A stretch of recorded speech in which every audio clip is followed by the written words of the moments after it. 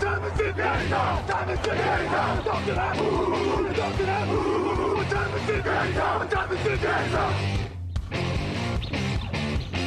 gun, Hulk left slot, Dixie left, Key left, Mercedes, wide chip, Ricky, Fever left, 75, Katie, Omaha. Quick, go ahead.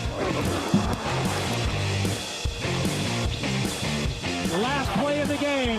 Who's going to win it? Luck rolling out to the right. Dumps it up to Donnie Avery. Yeah! Goal line. Touchdown. Touchdown. Touchdown. Touchdown. Hello, bonjour et bienvenue à tous dans l'épisode numéro 434 du podcast Touchdown Actu en Mattei. Très heureux de vous retrouver pour parler des matchs à venir en NFL ce dimanche. À mes côtés, Victor Roulier est là. Bonjour Victor. Bonjour Alain, bonjour à tous. Victor, on se retrouve donc pour parler de ce qui va se passer en semaine 3, j'allais dire 2. Débat, affiche, prono, cote, c'est la formule de l'émission du jeudi. Vous avez l'habitude maintenant. C'est une émission qui vous est présentée par Unibet, évidemment. Est-ce que je vous donne le sommaire de la semaine ? Non, vous allez tout découvrir au fur et à mesure parce que c'est plus fun comme ça. C'est parti avec le débat.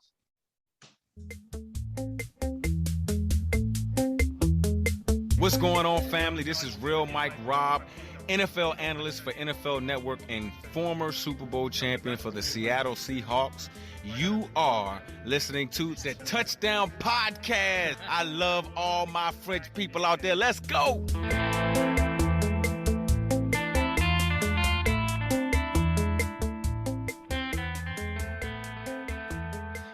Depuis plusieurs années en NFL, la NFC Est règne jalousement sur le domaine de la médiocrité. Équipe incomplète, mal gérée, mal coachée, quarterback médiocre, blessure. Mais en 2021, cette suprématie de la nullité est contestée par la terrible AFC Sud. Ici, les Texans côtoient les Jaguars pendant que les Colts se débattent derrière les Titans. Victor, c'est toi qui as proposé le sujet, je le dis à nos auditeurs. Et parce que c'est un point, en effet, qu'il faut soulever, est-ce que tu penses que la FC Sud est désormais la plus mauvaise division en NFL ? Moi, je pense qu'il y a 3 candidats. Je rajouterais la NFC Nord dans cette histoire. Mais pour répondre à ta question, oui, je pense que la FC Sud est aujourd'hui la plus mauvaise division. Ça reste toujours important de faire cette analyse par division parce qu'on n'oublie jamais qu'il y a un qualifié en playoff par division, quoi qu'il arrive.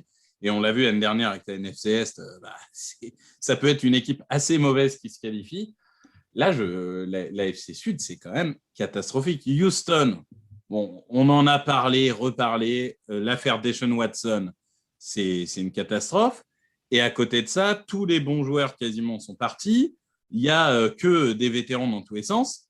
Attention, on va en reparler. Ils ne sont pas mauvais depuis 2 semaines. Je ne suis pas en train de dire qu'ils ne sont pas aussi catastrophiques qu'on aurait pu le penser.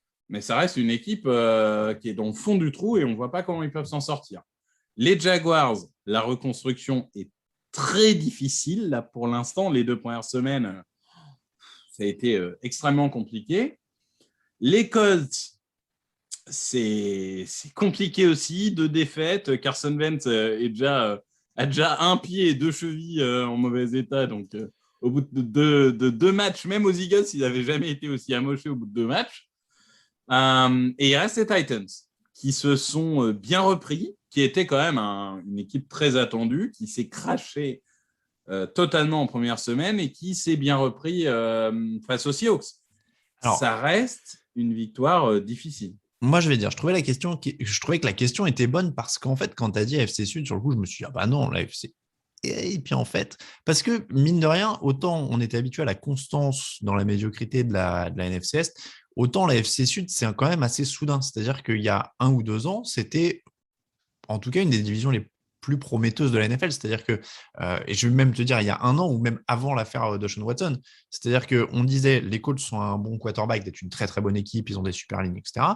Les Titans sont en playoff, commencent à être réguliers, ont Derrick Henry qui est dans la course au MVP, Tannehill renaît également. Les Texans ont Deshaun Watson, ont un franchise quarterback, ont DeAndre Hopkins, encore une fois, si on revient 1 an et demi plus tôt. Et il restait les Jaguars qui étaient en fond de tableau, mais on pouvait dire, ils vont avoir le premier choix de la draft, Trevor Lawrence, nouveau coach, etc. Donc c'était plutôt une division qui était prometteuse. Et en fait, il y a quand même la chute de Deshaun Watson qui les précipite vers le fond de la division. Je pense que la chute de Houston fait qu'ils sont précipités que ça précipite toute la division dans la médiocrité. Tu l'as dit, les Colts, c'est un quarterback, mais en fait, on ne sait toujours pas si Carson Wentz sera celui-là. C'était plus rassurant presque avec Philip Rivers, alors qu'il était en pré-retraite l'an dernier. Donc, c'est plus si sûr que ça. On ne sait plus trop quel va être le niveau autour. La ligne a eu un peu plus de mal en ce début de saison parce qu'il y a eu des blessures. Donc, en effet, on se retrouve avec juste les Texans en valeur sûre. Les Titans, pardon. Ça commence par un T aussi. Mais voilà, sur le plan statistique, il n'y a que 2 victoires pour la FC Sud depuis le début de la saison, à égalité avec la NFC Nord que tu as cité. Et au-dessus, il y a la NFC Est avec 3 victoires.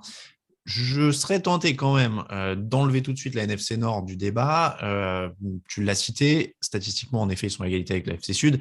Après, la qualité quand même en haut de la division avec les Packers et Aaron Rodgers fait quand même qu'on est face à une équipe qui peut jouer le titre, en tout cas à minima sa conférence. Je pense que ça préserve cette division d'être si basse, même s'il y a tellement d'incertitudes sur les postes de quarterback à Chicago, à Détroit, des équipes en construction permanente. Mais voilà, on avait quand même 2 équipes de la NFC Nord en playoff l'an dernier avec les Bears. Donc moi, je serais tenté, ils ne sont pas au mieux, hein, je ne dis pas que c'est une des meilleures divisions de la NFL, mais je serais tenté de les exclure du débat là et de me concentrer sur la FC Sud et la NFC Est. Est-ce que ça te va? Oui, non, mais tout à fait. Mais je veux dire, il y a quand même 3 mauvaises équipes. Mais en effet, c'est vrai. Le fait qu'il y ait les Packers tellement au-dessus fait que ça sauve, entre guillemets, la division. Alors, est-ce que justement, tu parlais d'équipe de tête, est-ce que ce qui compte le plus pour dire qu'une division est mauvaise, c'est l'équipe de tête ou c'est les équipes du fond? Par exemple, si on continue la comparaison FC Sud et NFC Est, il y a quand même les 2 équipes de tête, Titans et Cowboys. On peut être optimiste ou pessimiste pour des raisons tout à fait légitimes, mais c'est des bonnes équipes. C'est des équipes, demain, tu les vois en play-off, personne ne va dire « Oh là là, quelle surprise !» Je veux dire, les Cowboys, c'est une très bonne attaque et c'est une défense qui fait mieux que ce qu'on attendait. Donc, j'ai envie de dire que ça se joue au niveau de la moitié de cette division. Parce qu'on a de l'autre côté Jaguars et Giants où on n'en attend rien. En fait. Après, si je peux me permettre, les Cowboys, c'est une très bonne équipe qui n'a quand même pas joué les playoffs ces 2 dernières années, alors que les Titans, oui. Certes, mais enfin, l'année dernière, à mon avis, si Prescott ne se blesse pas, il jouait les playoffs. Hein, vu mais les blessures, oui. Ça fait partie du jeu. C'est ça qui fait que justement la NFC Est aussi est très mauvaise. Parce que bien sûr, toi-même, tu sais qu'à Philadelphie, s'il n'y avait pas autant de blessures, il serait peut-être meilleur aussi. Oui, bien sûr, mais je trouve que pour le coup, Prescott, le fait qu'il soit revenu aussi bien fait que je suis confiant pour les Cowboys. Après, voilà, au milieu, donc on se retrouve avec Colts Texans et Eagles Washington. Moi, j'ai envie de dire que Washington, qui est un peu le numéro 2 de la conférence, moi j'imaginais même numéro 1 avant le début de la saison, même s'il y a une équipe qui n'est pas mauvais, il faudra un quarterback, mais c'est un peu les Colts de l'année dernière, si tu veux. Il y a une ligne offensive qui tient la route, il y a des skill players, il y a une ligne défensive qui est très bonne, il y a une très bonne défense. S'ils arrivent à rajouter le bon quarterback à ça, pour moi, ça roule. Alors oui, la défense, c'est pas aussi bonne qu'attendu cette année. Le début d'année, pour l'instant, ils prennent des camions de garde. Quand même. Ouais, mais ils vont se réveiller. Et au niveau des Eagles, alors certes, je ne suis pas impartial, d'accord, mais je trouve que c'est moins mauvais qu'attendu. C'est-à-dire que moi, j'attendais une équipe qui joue le top 5 de draft et voir une victoire convaincante contre les Falcons et une prestation convaincante contre les 49ers où finalement, ils perdent tout seuls avec un mauvais coaching, mais ils sont dans le match et une équipe bien coachée aurait gagné ce match. Je me dis, ce n'est pas la panacée, pour rendre hommage à notre cher Raoul, mais c'est encourageant. À l'inverse, les Texans, même si ce n'est pas mauvais début de saison, ce qui me plombe avec les Texans, c'est qu'à 2 ans, à 3 ans, à 4 ans, c'est quoi le projet ? Il n'y a rien sur quel joueur tu construis. Non, mais alors voilà, c'est là où on en revient aux critères. C'est pour ça que je te demandais. Il y a évidemment donc, l'immédiat, mais est-ce que le futur rentre en compte pour dire que c'est la plus mauvaise division ou pas ? Il y a aussi ça qui est dans l'équation. Parce que si on prend les franchise quarterbacks, par exemple, ça peut être un critère. On peut dire quelles équipes ont un franchise quarterback. En AFC Sud, tu peux dire qu'il y a Ryan Tannehill, du coup, aux manettes pour Tennessee. Il y a Trevor Lawrence. C'est pas bon pour l'instant, mais ils ont un franchise quarterback, a priori, pour les Jaguars. Les Colts, c'est un demi-franchise quarterback. Et Houston, c'est 0 de fait, puisque là, ça semble terminé pour Deshaun Watson. En NFC Est, il y a combien de franchise quarterbacks? Pour l'instant, il y en a un. Voilà. On verra éventuellement s'il y en a deux, mais après, Tannehill, pour moi, c'est un game manager plus. Je dirais pas jusqu'à appeler franchise quarterback vu comment jouent les Titans. Non, mais alors, quand je dis franchise quarterback, pour moi, c'est quarterback indiscutable. Titulaire ultra solide, quoi. Voilà, Enfin, indiscutable. Okay. Oui, non, mais de toute façon, il y a deux prismes. Si tu regardes le prisme des quarterbacks, on peut mettre la NFCS dernière. Si tu regardes l'ensemble des équipes, et en effet, moi, j'ai quand même cette projection court terme en me disant Washington, ok, je vois comment ils ont construit. Je vois comment ils vont se relancer. Les Eagles, on verra, mais il y a quelques jeunes joueurs, des Devonta Smith, des choses comme ça, tu peux construire autour. Les Colts, j'ai presque l'impression qu'ils arrivent déjà en fin de cycle, sans avoir rien réussi. Et les Texans, c'est déjà, il faudrait avoir des tours de draft. Mais tu vois, tu es généreux avec la défense de Washington à dire qu'ils ont pris 400 yards par match pendant 2 semaines, mais qu'ils vont se reprendre. Et tu peux pas être généreux avec les Colts en disant que leurs lignes vont peut-être se reprendre et qu'ils vont dérouler au sol pendant les semaines à venir, que la défense va se reprendre. Ils sont pas au même niveau de maturité, en fait. Pour moi, si tu veux, si on prend l'image d'un joueur, Washington, ils sont en année sophomore. Donc, parfois, tu prends un petit mur en année sophomore, mais pour autant, tu peux continuer à progresser. Ils sont un peu Baker Mayfield, tu vois. Tandis que les Colts, moi, j'attendais à ce que ça soit la saison. La saison où là, ça y est, tout est en place, ils ont tout construit.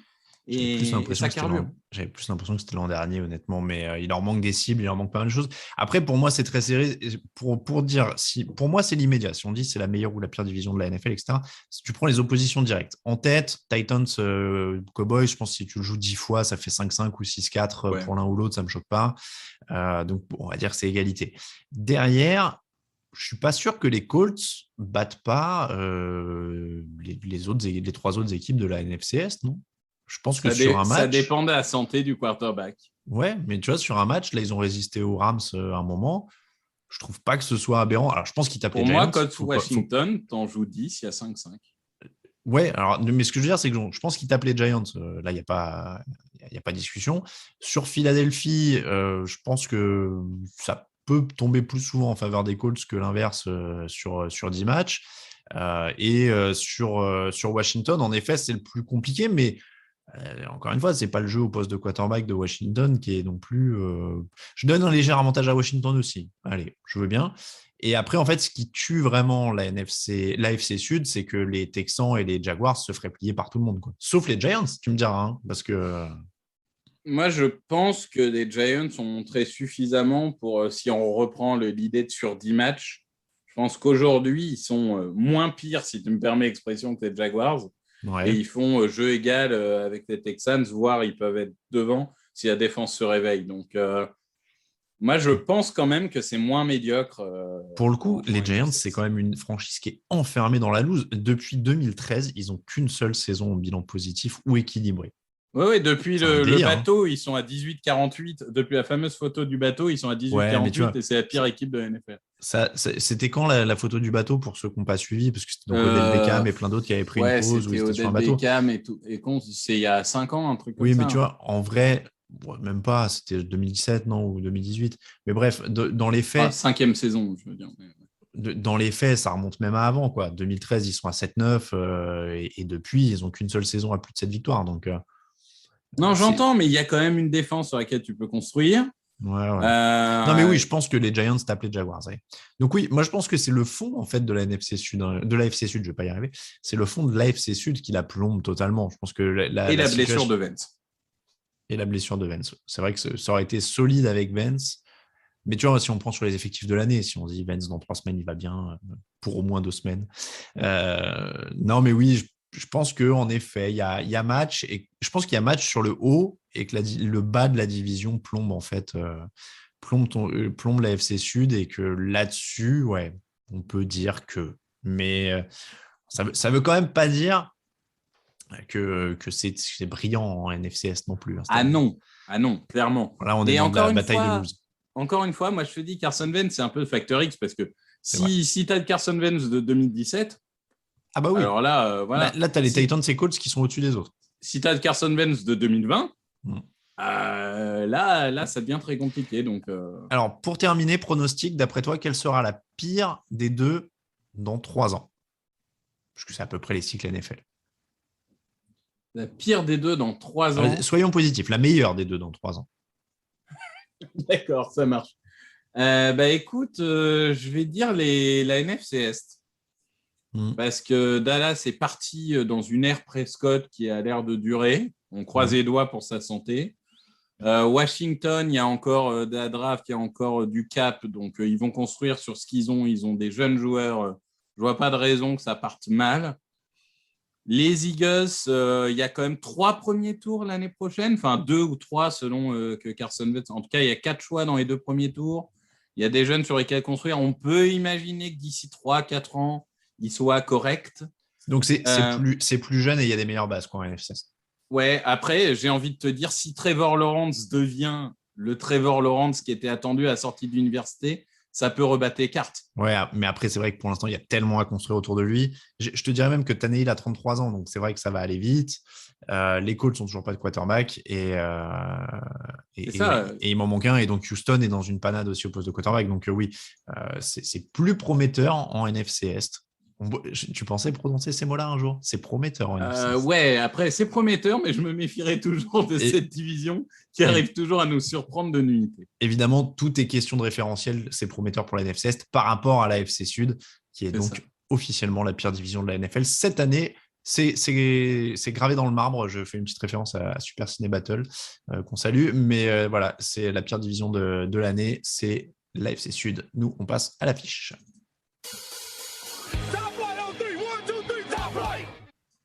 L'affiche de la semaine, elle ressemble à une finale de la NFC. Les Buccaneers, champions en titre contre les Rams, plus ambitieux que jamais avec Matthew Stafford. Les deux équipes ont gagné leurs 2 premiers matchs. Les Rams ont battu les Buccaneers l'an dernier, 37-24. C'était au mois de novembre avec Jared Goff aux commandes. La défense de Saint-Louis, quel âge j'ai ? La défense de Los Angeles avait limité Tom Brady à 216 yards. Il avait été intercepté 2 fois. Les Rams n'ont plus le même coordinateur défensif. Mais est-ce qu'ils font partie de ceux qui peuvent limiter la terrifiante attaque de Tampa, Victor, sachant en plus qu'on a un Antonio Brown incertain, il y aura un peu moins de cibles, il est sur la liste Covid au moment où on se parle. Oui, je pense que vraiment, là où il y a le plus de questions, c'est la défense des Rams contre l'attaque des Buccaneers. Pour 2 raisons. La première, c'est la confrontation des lignes. Je ne vais pas vous apprendre qu'il y a un certain Aaron Donald qui n'est pas trop mauvais sur la ligne des Rams et qui, en général, comme il y a 2 joueurs sur lui, libère un peu des espaces pour les autres. Et d'autre côté, il y a une ligne de Tampa Bay que je trouve très bonne, mais pas au niveau de domination de l'année dernière. Notamment Tristan Wirfs, que j'adore personnellement, mais cette année, c'est un peu plus compliqué. Même Jensen et Kappa, tout le côté droit, je trouve est un peu décevant pour l'instant. Il n'y a que 2 matchs, il faut relativiser, mais du coup, c'est à surveiller parce que vraiment, qui gagnera ce duel de ligne peut définir le match. Et l'autre question, c'est imaginons que la ligne offensive fasse suffisamment. Le gros choc pour moi, c'est les receveurs contre les cornerbacks des Rams. Alors, une question à la fois, Victor. Les lignes d'abord. Les Rams en sont à 6 sacs en 2 matchs. Il y aura de la pression. Tu l'as dit. Aaron Donald, on sait mettre la pression sur Tom Brady, notamment au milieu de la poche. C'est la clé pour battre les Patriots, mais donc pour faire déjouer les attaques de Tom Brady depuis 15 ans. Est-ce que les Rams peuvent faire ça et déjà gagner le match là-dessus? Moi, je pense que oui. Ils ont clairement une carte à jouer. Et ce front seven, ce n'est pas que Aaron Donald.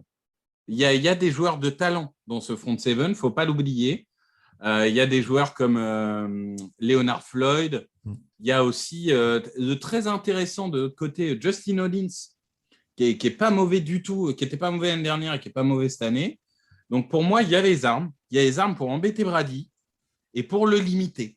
Alors après, il faudra marquer les points de l'autre côté. Mais oui, il y a des armes pour ça. D'accord. Est-ce que, si la pression n'arrive pas, ils ont assez de monde pour tenir les receveurs de Tampa? Mike Evans, Chris Godwin, etc. Très longue liste.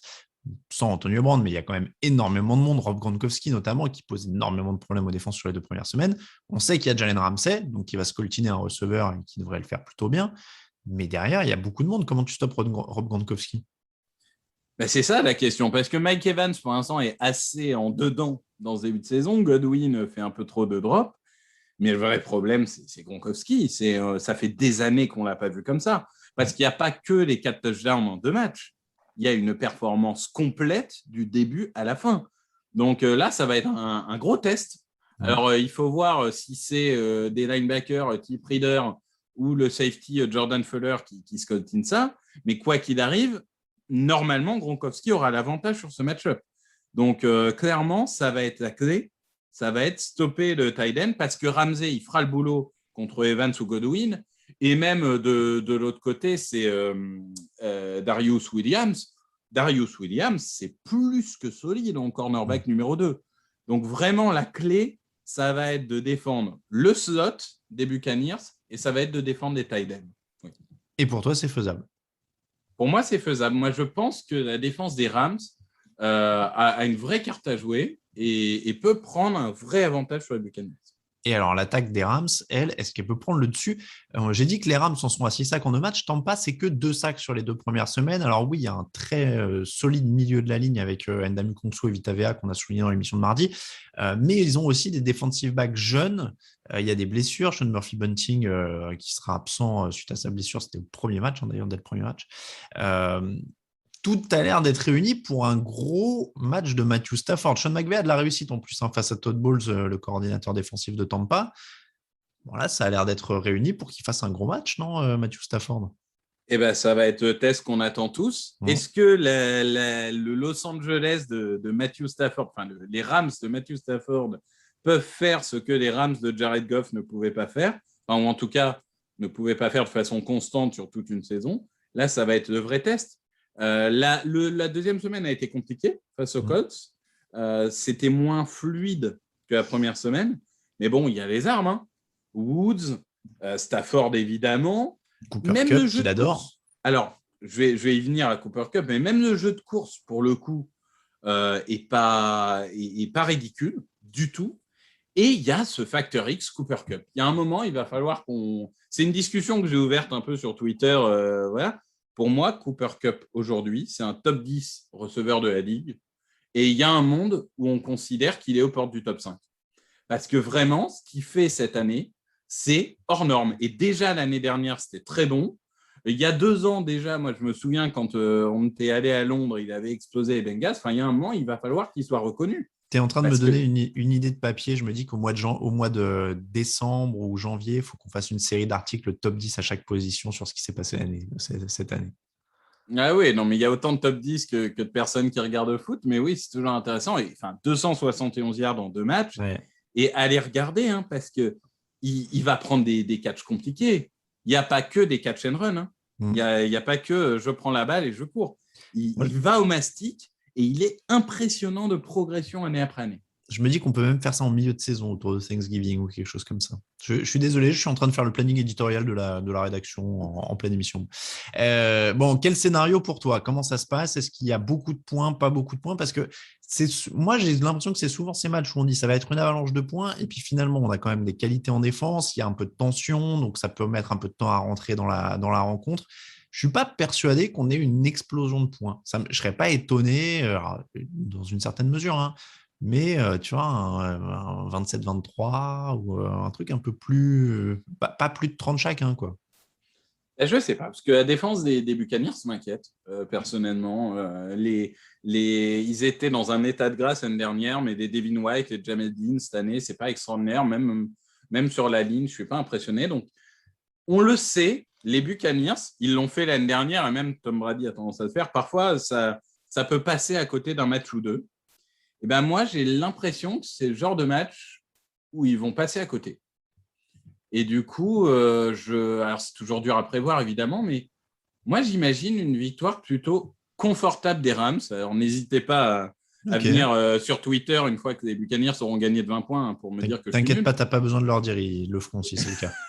Mais pour le coup, moi, j'ai envie de voir une victoire confortable des Rams.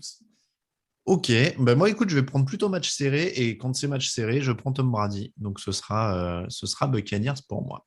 On passe au pronostic. It's time. time, baby.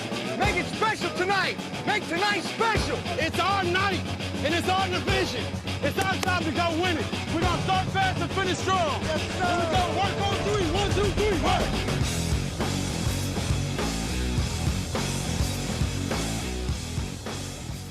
Les pronostics et les scores, puisque ça y est, hein, le groupe de pronos s'emballe sur TDA. Les scores, donc, Victor, la semaine dernière, Raphaël, meilleur score avec 12, 11 points pour Victor Grégory et moi. Lucas, 10, Raoul, 9. Au classement général, Greg, 21, Raphaël, 20, Victor, 19, moi-même, 18, Raoul et Lucas, 17. Avant de débuter cette nouvelle semaine, petite stat quand même envoyée par la NFL ce matin. Sache que après deux semaines de compétition, les quarterbacks sont à une moyenne d'évaluation de 96,5. C'est un record NFL devant les années, d'après toi? L'année dernière? Exactement. 2019 Ouais. et 2020 et 2019. C'est-à-dire que Ouais, tous c'est les logique. tous les voyants sont ouverts pour les quarterbacks dans la ligue actuellement. Passes complétées, c'est pareil. On est sur la plus haute moyenne de passes complétées après 2 semaines. Enfin, voilà. Donc, on est dans un jeu plus offensif et plus surtout aérien que jamais. Je trouvais la stat intéressante à vous transmettre avant la rencontre. Les rencontres donc de la semaine, et ça commence évidemment avec le match du jeudi, dans la nuit de jeudi à vendredi, 2h20 du matin, Texans, Panthers. Sam Darnold qui va avoir l'occasion de continuer à se mettre à l'aise. L'histoire de ce match, c'est quand même la progression de la défense des Panthers face à David Mills, le rookie qui sera donc quarterback titulaire pour les Texans puisque Tyrod Taylor est blessé, et pas de bol pour lui. Carolina, c'est 10 sacs en 2 matchs, c'est le plus gros total NFL. Victor, David Mills, est-ce qu'il a une chance de survivre? C'est un rookie, tu le connais mieux que moi, donc je te laisse nous dire s'il a une chance face à ça. J'ai du mal à imaginer qu'il puisse avoir une chance. David Mills, en 2 secondes, c'était le premier lycéen à sa sortie de high school. Il a été à Stanford, mais heureusement, il a été très souvent blessé. Donc, il a finalement très peu joué à Stanford. Donc, on a vu des belles choses, mais pas tant que ça en termes d'évaluation. C'est un game manager joueur de poche. Hein. Ce n'est pas une double menace. Voilà, c'est un quarterback, on va dire, un peu traditionnel. Comme on peut en voir assez régulièrement en NFL. Ça va être très compliqué hein, parce que les Panthers, contre la course, ils ont pris moins de 100 yards en 2 matchs. Ils ont réalisé 10 sacs. C'est le meilleur score en NFL. Vraiment, cette défense, elle arrive à maturité. Tous ces rookies d'année dernière qui sont sophomores ont progressé. Ça arrive à maturité. Ça devient vraiment une défense qui fait peur. Et à mon avis, David Mills, il risque de passer une très mauvaise soirée. Et ça risque de faire le match, hein, globalement. Il va falloir jouer vite et efficace avec un play calling. Et ce n'est pas un lanceur profond. Hein. Ce qui serait bien, c'est un play calling à la Tom Brady, plein de petites passes, plein de petites screens, et essayer d'avancer comme ça. Mais je ne suis pas sûr que Houston ait le talent pour faire ça. Non, là, ça va être très compliqué, comme tu le disais, pour une première. Donc, Panthers pour moi. Panthers pour toi aussi? Oui, Panthers. Et puis Sam Darnold va pouvoir tranquillement progresser. Il faut valider les choix à l'oral, hein, c'est important dans le podcast. Dimanche 26 septembre, Buffalo Bills, Washington Football Team. Alors, je suis un peu déçu par l'attaque des Bills, beaucoup déçu par la défense de Washington qui prend plus de 400 yards par match, je l'ai dit tout à l'heure. Quelle escouade va enfoncer l'autre? C'est-à-dire que est-ce que les Bills se relancent sur le dos de la défense de Washington ou est-ce que la défense de Washington se refait la cerise sur le dos de l'attaque des Bills? Ben, moi, je crois au réveil de l'attaque des Bills. Je pense que la défense des Bills est en mode 2019, elle est impressionnante. Donc, elle risque de complètement annihiler l'attaque de Washington. Clairement, c'est ça qui va faire la différence. Hein. Je parlais de l'autre match-up, mais je pense que la défense des Bills va faire la différence dans le match. Non, mais et du coup, l'attaque des Bills va devoir faire un peu, pas forcément beaucoup, mais pour gagner ce match. Par contre, oui, Josh Allen, Dieu sait que je l'adore, hein, mais il faut qu'il se réveille. Parce qu'il gagne 35-0, mais c'est un trompe-l'œil. Hein. C'est un trompe-l'œil. C'est pas le Josh Allen de l'année dernière. Il va falloir retrouver des automatismes. Bills. Browns Bears, Justin Fields titulaire, donc après la blessure d'Andy Dalton. C'est pas un cadeau face à cette défense quand même, Victor. Il va arriver contre Myles Garrett et Denzel Ward. Il y a plus facile pour commencer. C'est sûr, et en plus, il risque de pas être forcément aidé par une ligne ou des coureurs extraordinaires. Donc, le problème, c'est le casting autour. Il est NFL ready, comme on dit souvent. Il est prêt pour la NFL. C'est sûrement le quarterback le plus mûr de cette draft. Il va faire avec ce qu'il a. Je pense qu'il peut faire de très belles choses, mais ça risque d'être un peu court quand même pour affronter cette défense. Surtout que de l'autre côté, il y a un moment, la défense des Bears, c'est plus la terrible défense que tout le monde attend. Bon, ils interceptent 3 fois Joe Burrow à la suite quand même la semaine dernière. Mais je suis d'accord avec toi, elle est plus aussi dominatrice qu'avant. Non, mais il y a des super joueurs, il y a du Khalil Mack, il y a du Eddie Jackson, mais bon, je pense que ça sera compliqué. Le rouleau compresseur des Browns, notamment au sol, risque d'être assez violent. Cleveland. Lions, Ravens. Les Lions sont quand même 12e attaque NFL après 2 journées. Ils ne sont pas si catastrophiques. Bon, après, ils prennent 38 points par match. Donc, ça devrait un peu compliquer la chose face à Baltimore et Lamar Jackson. Moi, je vais aller sur les Ravens sans trop de surprise. Est-ce que tu vois Détroit avoir un petit espoir là-dedans de stopper Lamar Jackson et sa meute? Non, je pense que les Lions ont joué une mi-temps sur 2 dans les 2 premiers matchs. Donc là, ce que j'attends d'eux, c'est qu'ils jouent 4 quarts-temps. Mais ça sera trop dur face à des Ravens qui ont repris une confiance de malade en écartant des Chiefs la semaine dernière. Les Jaguars reçoivent les Cardinals, un nouvel épisode de la terrible vie NFL de Trevor Lawrence qui risque donc de dépasser son total de défaites sur 3 ans à la fac. Il n'a perdu que 2 matchs au total à la fac en comptant les playoffs. Là, c'est inévitable. Les Cardinals sont meilleurs absolument partout. Je ne vois pas comment Jacksonville a une chance dans ce match. Oui, je ne vois pas non plus. Je pense qu'ils sont au fond du trou. Urban Meyer est obligé de faire des communiqués où il implore les gens de lui faire confiance. Par contre, moi, ce qui m'intéressera de voir, c'est si les Cardinals limitent les erreurs. Parce qu'en fait, contre les Vikings, ils doivent gagner le match de 15 points. Ils se tirent des balles dans le pied continuellement tout le match. Et ils avaient un peu tendance à faire ça de l'année dernière, ça leur coûte peut-être les playoffs. Donc, il y a un moment, OK, c'est explosif, c'est beau, c'est tout ça, c'est génial. Mais il faut jouer propre. Et j'aimerais bien voir un match où ils jouent propre du début à la fin, un peu comme ils l'ont fait face aux Titans, mais qu'ils le fassent régulièrement et qu'ils limitent les erreurs. Donc, Cardinals pour tout le monde. Évidemment. Les Chiefs reçoivent les Chargers, toujours à 19h, très beau match de division. L'an dernier, les Chargers ont poussé les Chiefs en prolongation lors du premier match de Justin Herbert et ils les ont battus en fin de saison, mais Patrick Mahomes était au repos.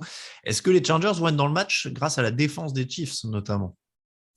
Alors oui, mais là encore, il va falloir limiter les turnovers parce que depuis le début de la saison, ça produit des yards à n'en plus finir. Par contre, 25% des drives offensifs des Chargers ont fini en turnover.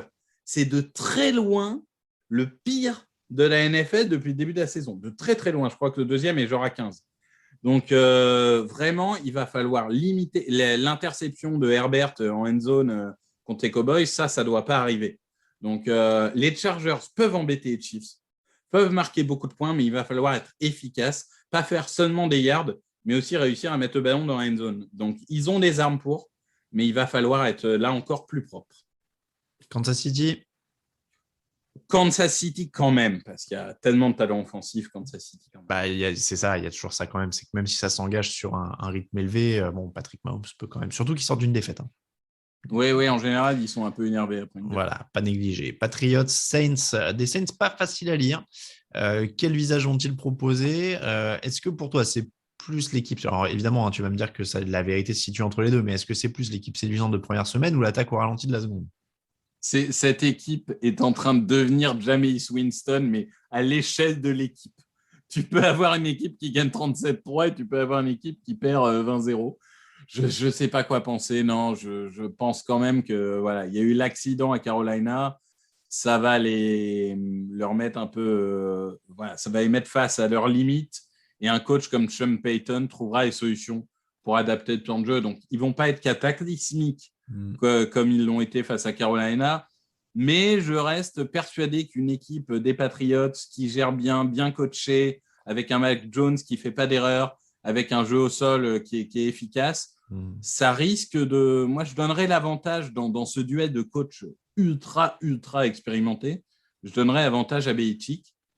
Et je dirais juste, Jesse Jackson, il y a un moment, il va falloir qu'on en parle aussi, parce que dans le top 10 des cornerbacks, il sera bien placé. C'est difficile parce que je trouve que les Saints ont un potentiel d'explosivité, je ne sais pas si c'est très français, supérieur, mais en effet, les Patriots sont un peu plus sérieux, mais moins explosifs. Moi, je vais aller sur les Saints, histoire justement de changer un peu, parce que j'ai un peu de retard au prono, donc je me dis essayer de gratter un point par semaine. Je tenterai sur celui-là. Ils peuvent être un peu plus explosifs. Je ne sais pas quel est le bilan d'ailleurs de Sean Payton contre Bill Belichick, mais c'est un match serré, je le trouve assez dur à pronostiquer, donc j'irai sur les Saints. C'est sûr.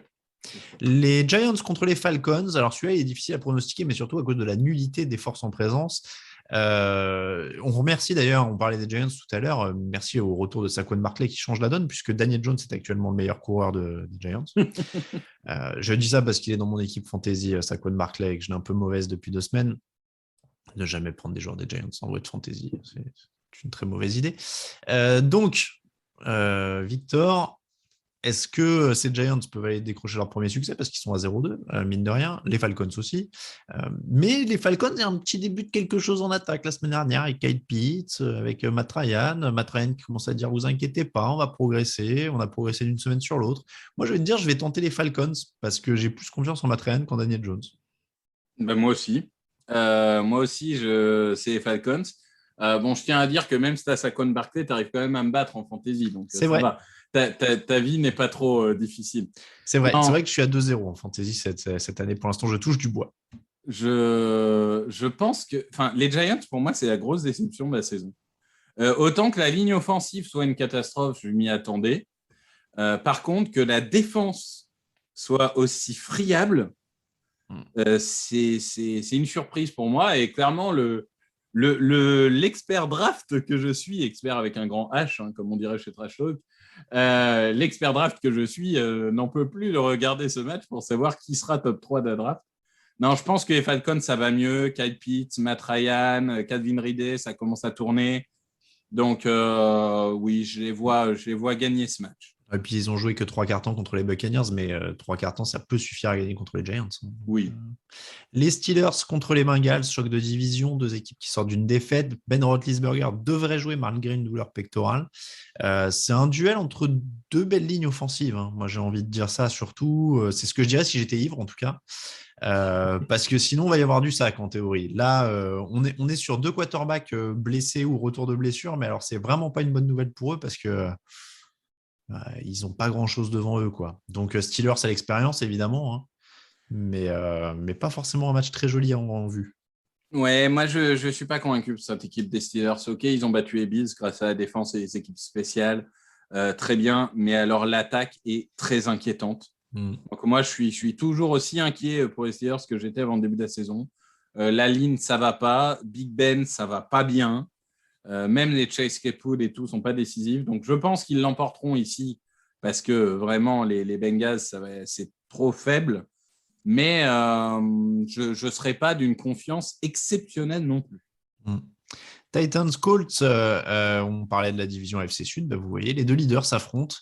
Bon, on a quand même des Titans qui semblent plus complets et surtout plus sûrs de leur force. Parce que là, on est sur des Colts qui ne savent pas encore vraiment ce qu'ils ont avec Carson Wentz et puis une ligne offensive qui a du mal à se remettre en route à l'image d'un Quentin Nelson un peu en difficulté sur son retour de blessure. Donc, les Titans sont des favoris évidents de ce match, non ? Oui, et puis il y a quand même ce côté, tu as perdu le premier match, tu es mené de 14 points dans le deuxième, à l'extérieur, tout le monde te voit commencer à 0-2. Et là, Derrick Henry se réveille, tu fais le retour, tu gagnes le match en prolongation. C'est le genre de match qui lance une saison, hein. C'est le genre de match qui soude un groupe. Donc, je pense que sur cette lancée-là, surtout c'est à domicile, oui, en plus.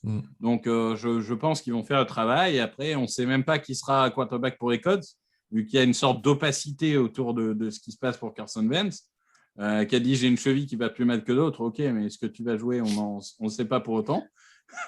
Donc, il y a un moment, il y a moins d'incertitude. Donc, je vais dire Titans. Titans également. On passe à 22h05, Broncos-Jets. On a beaucoup parlé des Jets mardi. On a dit qu'il n'y avait rien ou presque.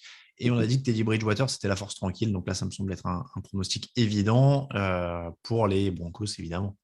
Mais tout va bien aux Broncos. Je veux dire, à part la blessure de Jerry Jeudy, qui est embêtante. Mais... Et Bradley Chubb.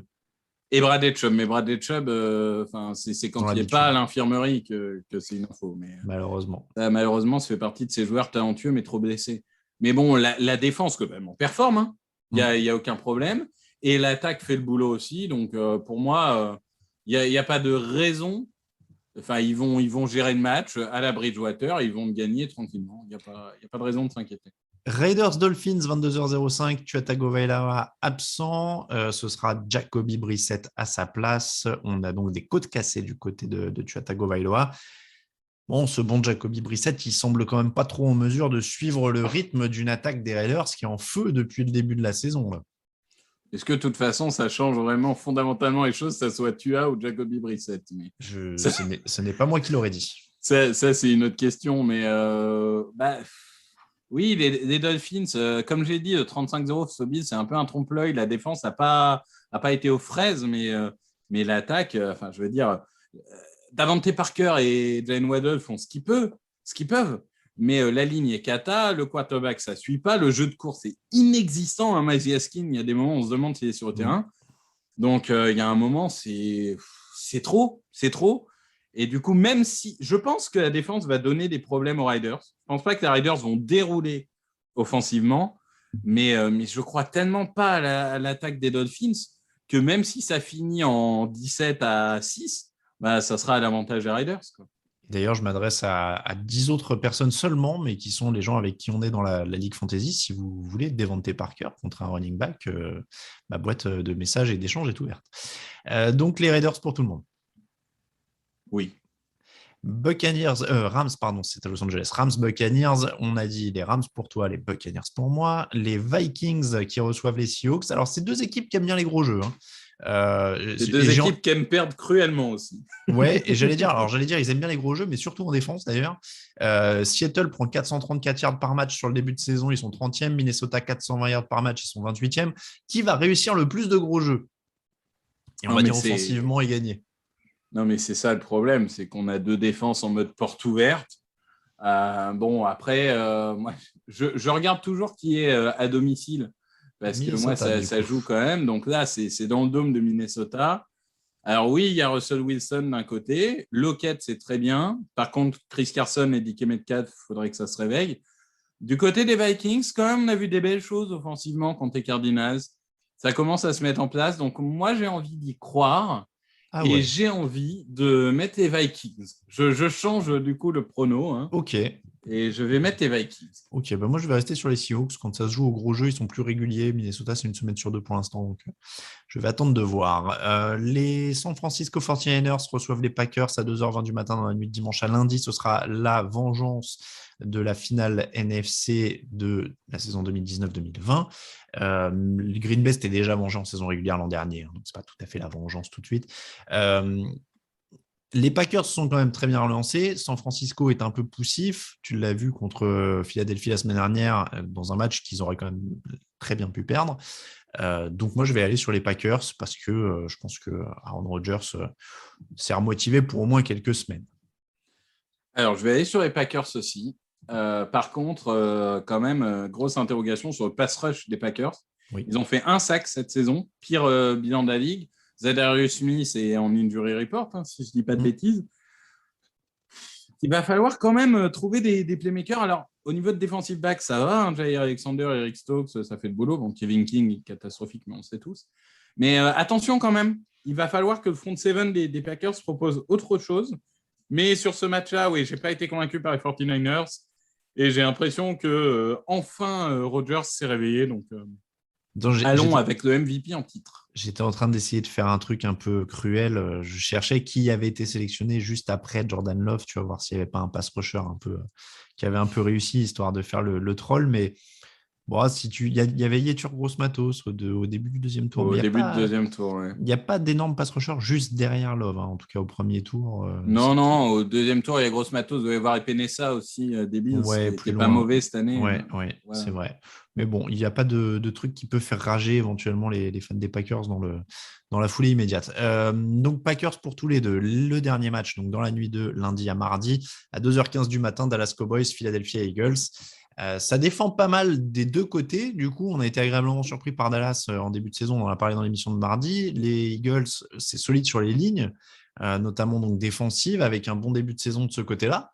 Est-ce que ça veut dire match fermé? C'est solide sur les lignes, mais ça a quand même perdu Brandon Brooks et Brandon Graham. Alors voilà, le problème, c'est qu'il y a déjà des blessures. Ouais.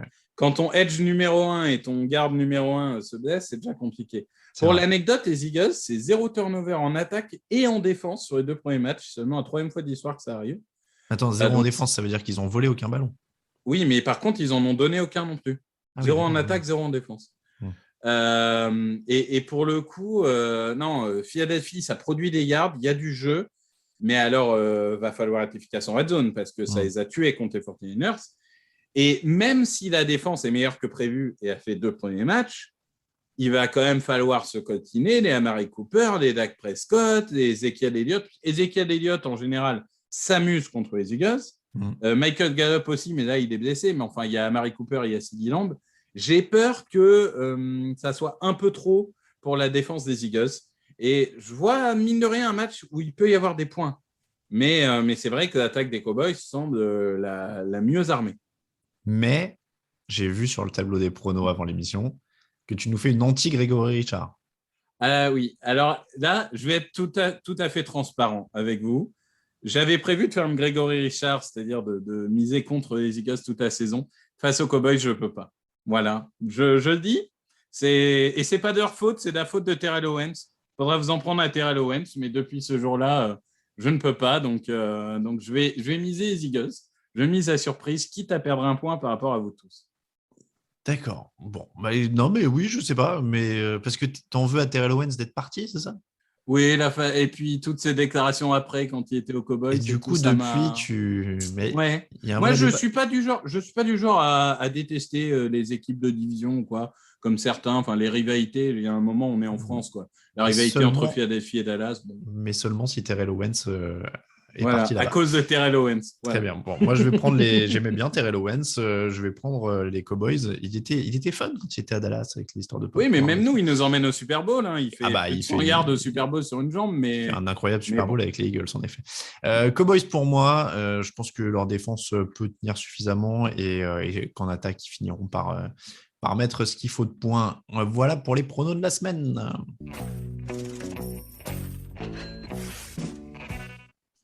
C'est l'heure des cotes avec notre partenaire Unibet, évidemment, votre détour pour les pronos NFL. Victor, est-ce que tu as une cote? Parce que moi, j'ai regardé un petit peu pendant que tu donnais tes pronos. Il y en a qui correspondent en plus avec tes surprises qui sont pas mal.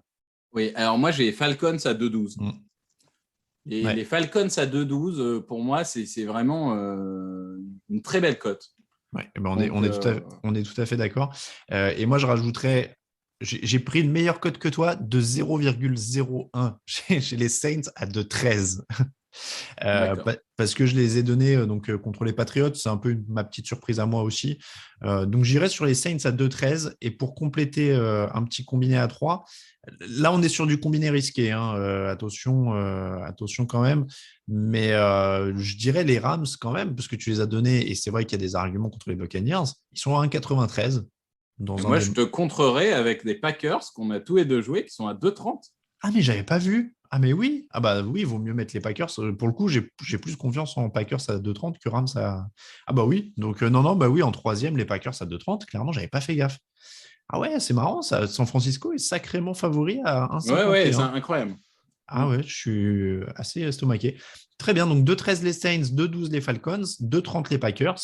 Donc ça, vous pouvez évidemment les jouer en individuel.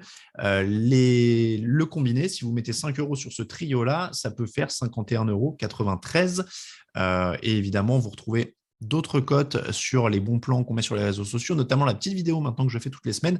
Je tiens à dire que je suis à 2 sur 2 sur les 2 premières semaines. Oui, c'est ça. Je donne 2 cotes par émission et je suis à 2 sur 2 deux fois. Donc, je suis assez content de moi. Ça n'arrivera pas toutes les semaines. Évidemment, essayez de jouer de manière raisonnable et faites attention, par exemple, sur les combinés. Là, celui-là est un peu plus difficile.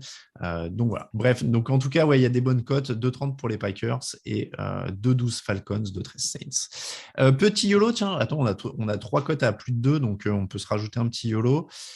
Mais sans partir sur des trucs, parce que tu vois, les Jaguars contre les Cardinals, évidemment, c'est une grosse cote, mais c'est quand même du domaine de l'impossible. On avait dit quoi? On avait dit les Rams à 1,93. Je vais les rajouter. Tu crois vraiment en tes Eagles? Ils sont à 2,40. Y croire, c'est peut-être un peu ambitieux, mais c'est la NFCS, donc on ne sait jamais. Allez, ça ne serait pas la première fois. Mais... 2,40 et il m'en faut un 6e. Les Steelers à 2,30, c'est un peu contre les Steelers, j'ai du mal. Les Colts à 2,72, ça me paraît optimiste.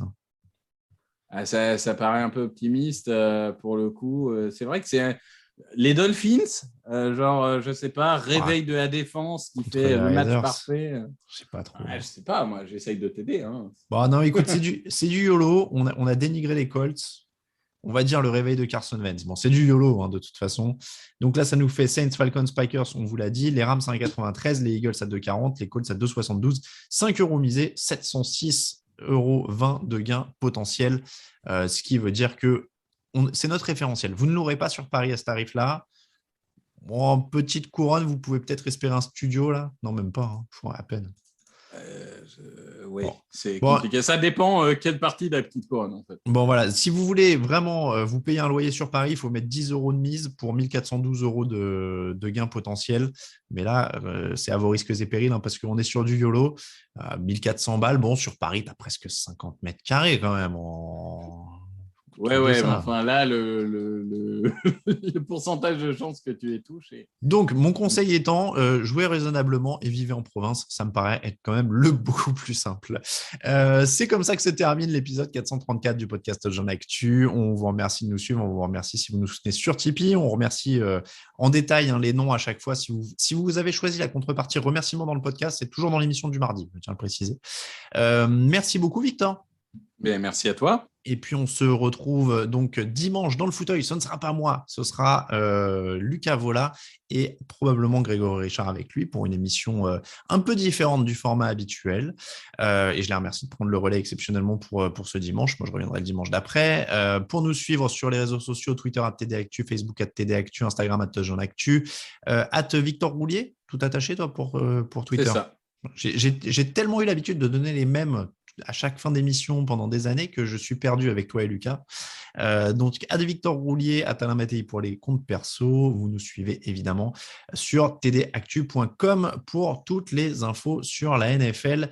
Et encore une fois, je rappelle le programme de la fin de semaine, le fauteuil 18h dimanche, le débrief le mardi soir en podcast et la preview jeudi prochain. Très bonne fin de semaine à tous. Ciao, ciao. Au revoir. Analyse, fromage et jeux de mots, tout sur le foutu est en TDAQ. Le mardi, le jeudi, tel gâteau risotto, les meilleures recettes en TDAQ. Fumble pour JJ Watt, Bismuth pour Marshall Lynch, Proclash Global Beckham, Tom Brady quarterback, calé sur le fauteuil, option Madame Irma, à la fin on compte les points et on finit en